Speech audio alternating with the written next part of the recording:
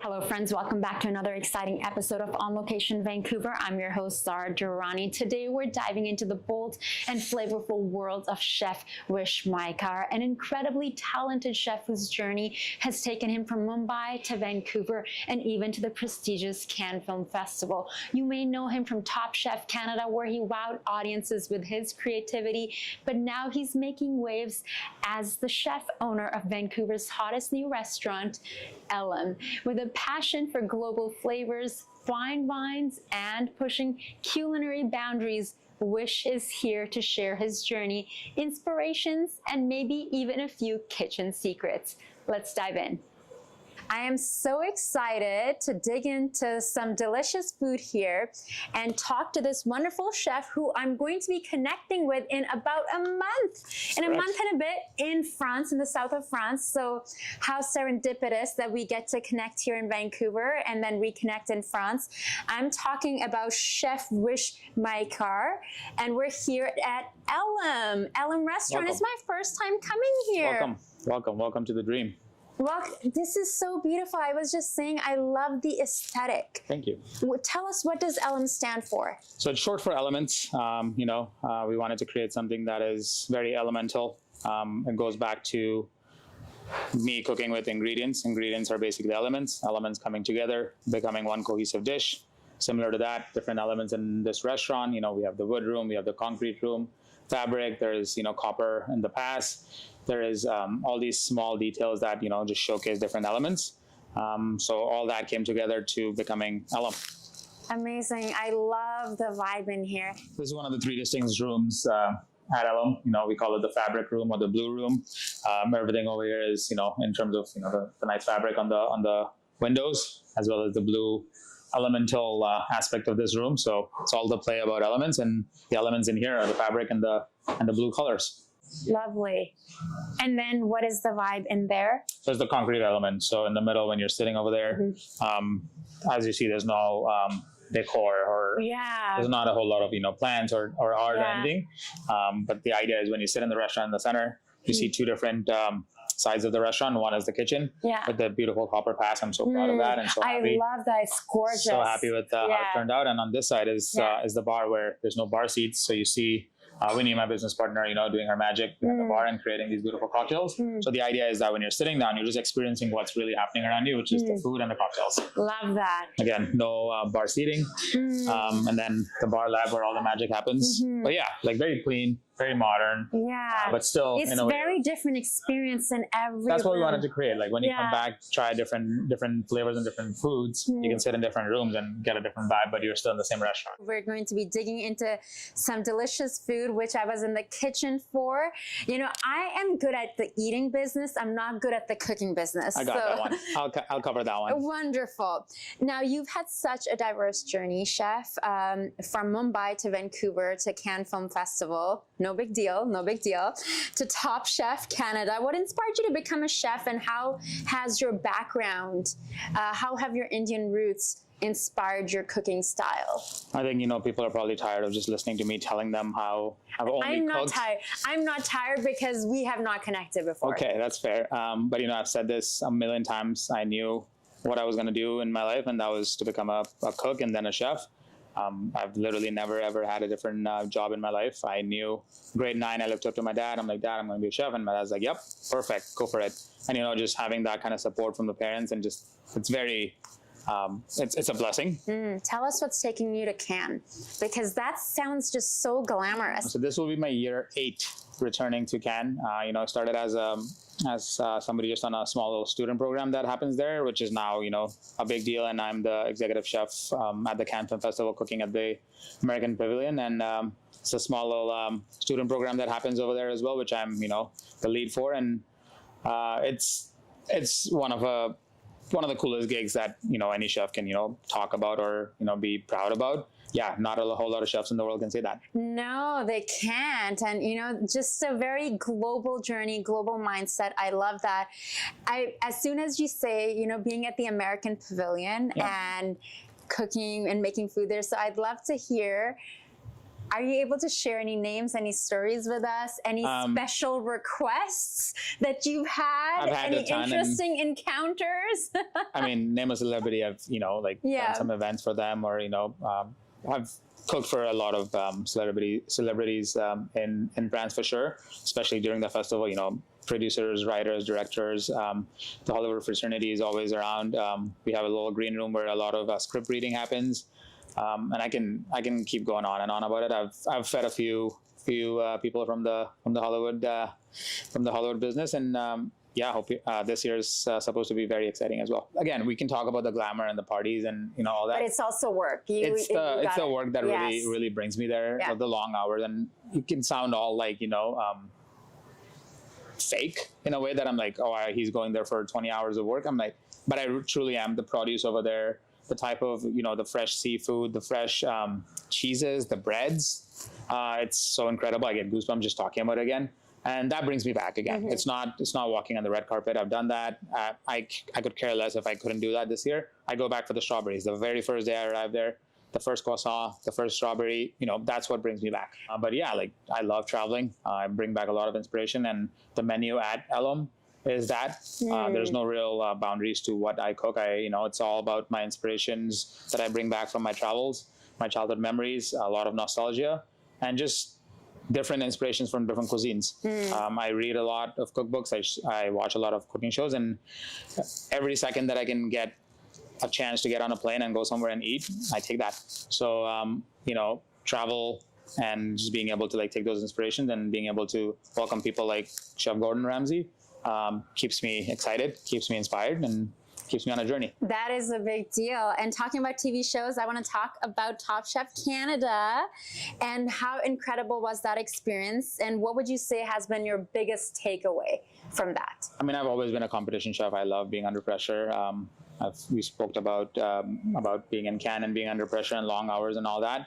It's similar. I've always I was on the culinary team for Canada. I've always loved being part of competitions back home. When I was doing culinary school, I was taking part in all these competitions, and Top Chef approached, and that happened, and it was special. It was, I'd do it again in a heartbeat. One bad day got in the way and I couldn't win it, but the experience, the exposure, the love that I got through that show is it's incredible. So needless to say, you really thrive under pressure. I do. If I'm not under pressure, and if I'm not feeling that I'm missing out, or if I'm not doing enough, I feel like I'm missing out. And it's that little thrill of being almost on the edge of keep pushing that edge, keep pushing the boundary. That's my feel. I can relate very much. Sometimes I ask myself, I'm like, am I creating chaos in my life? More drama? But that's the growth. That's Correct. Where the growth happens. You push yourself to the edge, and then you see how far you can go. And I think as a human being, I was reading yesterday this quote from Paulo Coelho. It's people, the meaning of it is something along the lines of how routine people need for safety, but it's actually lethal, because as we grow and our mind needs to expand, and when we go for that adventure, when we go traveling, when we try these different food or different restaurants like Elem, and we allow ourselves to have these new experiences, that's where the growth happens. And I think you're bringing that to the food. Tell us, we're going to be eating this lovely dish that I saw you make, but I want to talk about the current menu and what can we expect for individuals who haven't been here yet, and what they should order. The menu will always evolve. Every couple of weeks, there's something new, because I almost get too bored of my own food, because I'm like, okay, now it's time for something new. And there's so many inspirations. When I decided to open this restaurant, I had 78 different dishes ready to go on the menu. And I'm like, okay, I need to scale back. Obviously, I'm not going to open a restaurant with 78 dishes, but the menu will always stay 15 dishes, top to bottom, small plates, slowly, progressively getting larger. They all constantly just evolve depending on the season. I work with a lot of farmers, what's in season. They let me know, and I use my inspirations, my nostalgia and my childhood memories, all of that, to come up with dishes. One of them is right in front of you. This is a must-have. It's now become a signature dish for Elem. It is a tuna bale, so it's comes from my childhood upbringing in Mumbai. from a dish called bhel puri. Very, very street food. I'm familiar. Yes. Tons of puff rice, tamarind chutney, tamarind chutney, cilantro mint chutney. There is fresh mango in there, pomegranate, peanuts, all that mixed together. And I still remember getting this massive paper cone of this delicious meshe with a couple puris, which is the semolina crackers. So I took that and just took that inspiration, took that flavor, and then just pushed it a little bit. So I add some delicious hand-cut ahi tuna in here. So it's sort of a tartare or a crudo dish in a way. It's a raw dish with all the flavors of a bhel puri, and it's become one of the most popular dishes. Lovely. And like I said, the menu will constantly evolve, but this is one of those dishes that will never leave the menu. Brilliant. Okay, so for someone like me who's pescatarian, thank you so much for making this dish. What would you recommend that I order? You absolutely have to get the tuna dish. Okay. There's a crab toast right now on the menu, which again, lemongrass ginger broth that we take like close to 18 hours of making that sauce. It's on a nice house-made milk bun that we make in-house. Dungeness crab on top. It's very fresh. I call it the West Coast French toast. It's become very popular. It's a no-brainer. You have to get it. And then my big sea bream dish that I do right now got inspired by that dish in Contramar in Mexico City. 2 different sauces on this beautiful fish, and I took that as a super inspiration to bring it to my restaurant, and I give them full credit that I was inspired at that restaurant. There's 2 different sauces on that fish. One is the green sauce, which is the coconut mint cilantro sauce. On the other side is a Mexican adobo inspired sauce. So both tangy and zippy and spicy on one side and then fresh on the other. We love that. I feel like you can just write off all your travels and eating at all these places. That's the plan. It's that research, is the plan. folks. That research is the plan. So I can make amazing food for all the guests here. I always get on a plane and get somewhere and people are like, oh, you're on a plane again going somewhere? I'm like, it's R&D. You're like, sorry guys, gotta go to Maldives. Sorry. One day.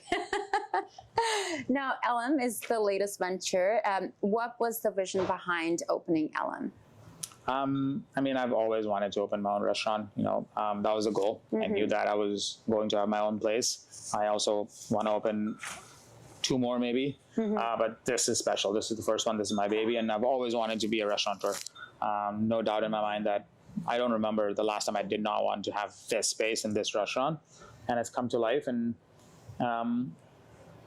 I think it all goes back to just like every day falling in love with food and just the aspect of creating and just being able to, just watching that reaction of people trying my dish and trying my food and just loving it makes me happy and keeps me on my toes and constant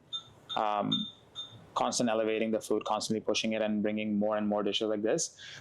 Always have wanted to be a chef that has his own food and doesn't have to have a boundary of what I cook. Lovely. Well, we're going to have to dig in now because we've been talking about it for so long.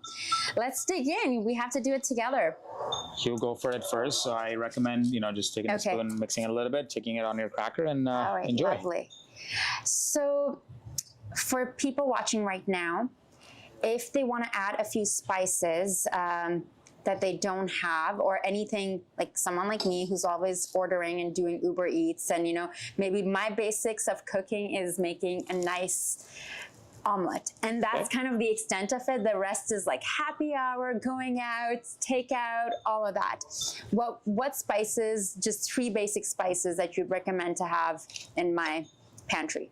I love cumin. Cumin is one of those spices that, you can add it to so many different cuisines, and it just adds value, from Mexican to Indian to Chinese to, Middle Eastern. Cumin is used in so many different cuisines. So it's one of those spice that you can really play with it. And that is a base spice for me. I can use that in a lot of my cookery. The other one would have to be cilantro, coriander, or the coriander seed being a spice. And the third one that is very staple is turmeric. Not just for the color aspect of it being so bright and yellow, but it is proven to be so healthy for yourself. Yes, anti-inflammatory and all that, and just the value behind it being not only just a flavoring spice or a color spice, but also being helpful to your digestive system and for your for yourself being or health, I think those three you'll always find those in my pantry.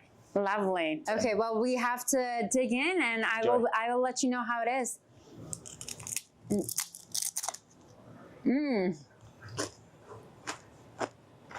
Very fresh. Mint, cilantro, tamarind, coriander. Yeah. So many flavors. It's like an explosion in your mouth. The most common feedback that I get about this one is that they think that they've never had these flavors together with the fish. And I think that makes it special, like a lot of people, everybody eats crudos, everybody eats tartars, everybody eats, Indian inspired dishes, but this flavor bomb is pretty proud of it. Chef, thank you so much for taking the time. Thank you. Thanks for making this and giving us a tour over here. Of course. And we'll certainly be connecting. I keep saying that because I want to drop in and try some of the amazing food that you'll be making for all the celebrities in the American Pavilion in the south of France during the Cannes Film Festival. And what a career you've had in such a short amount of time at such a young age. Everyone, check out Elem here on Main Street. I certainly highly recommend it. I can't wait to finish this fresh little appy that you made for me. Enjoy. Well, what an incredible conversation with Chef Vish, from his experiences at Top Chef Canada to leading the charge at Elem and Cannes Film Festival. It's clear that his passion for food and storytelling through flavors is truly one of a kind. If you're in Vancouver, make sure to check out Elem in Mount Pleasant for a dining experience that's bold, creative, and absolutely unforgettable. Until next time, I'm your host, Zara Durrani, and I'll catch you on Location Vancouver, brought to you with the support of TELUS STORYHIVE. And I'm gonna dig right in, folks.